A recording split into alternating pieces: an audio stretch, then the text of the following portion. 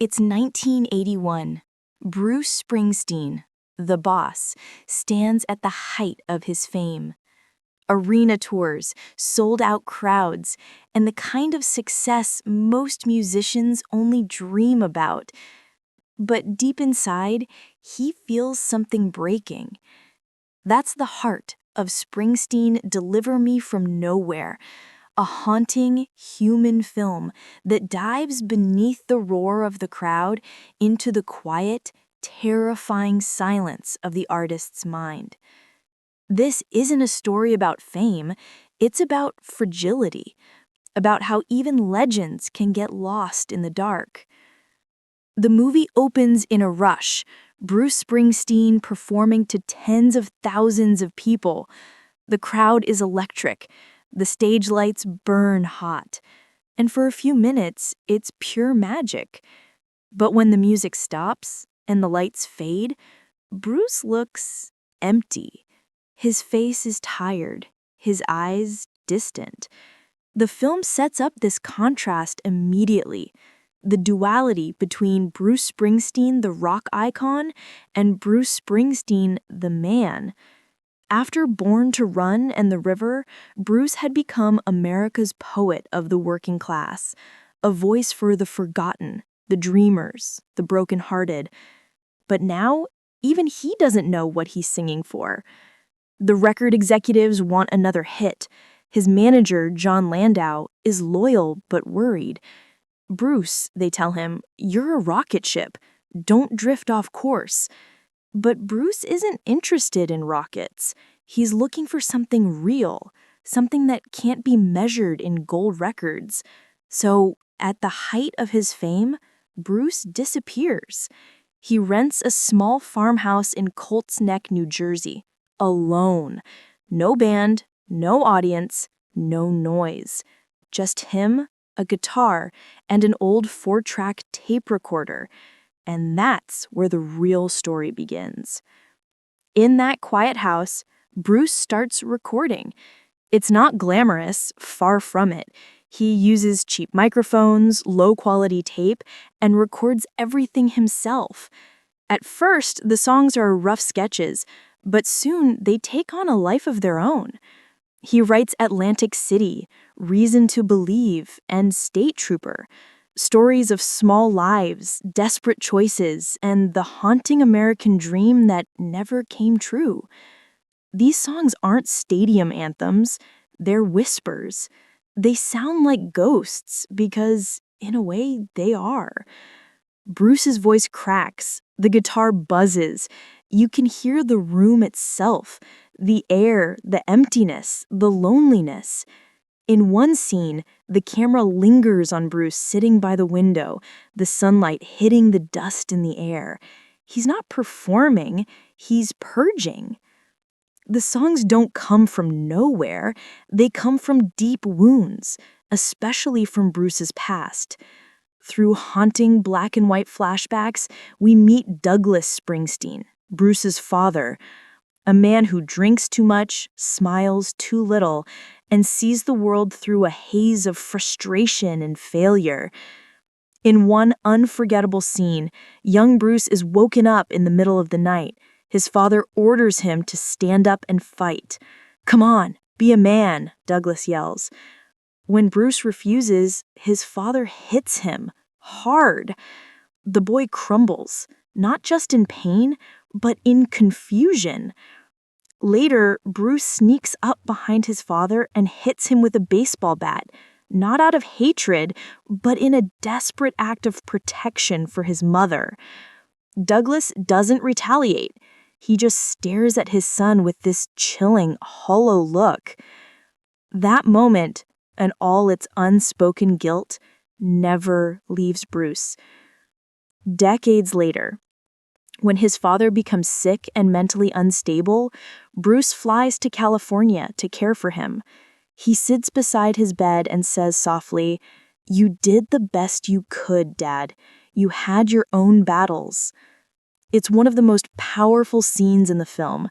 Not loud, not dramatic, just devastatingly real. The film doesn't portray Bruce's pain for pity. It shows it as the root of his art. The darkness that fueled Nebraska didn't come from nowhere. It came from memory, from love, and from wounds that never fully healed. Amid the solitude, there's a glimmer of light. Her name is Faye. She's a young single mother, grounded and real. She doesn't care about fame or money or who the boss is. She just sees Bruce, the man. Their connection feels genuine, fragile.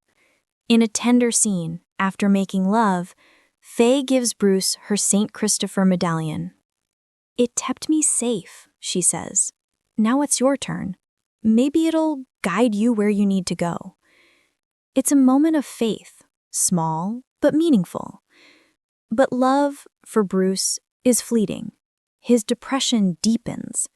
The same intensity that makes him brilliant as an artist makes him self-destructive as a man.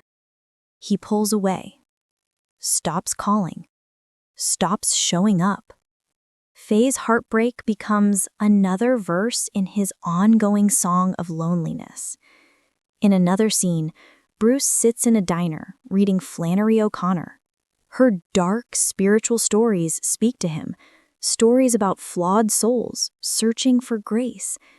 Through O'Connor's words, Bruce begins to see his own pain not as punishment, but as revelation.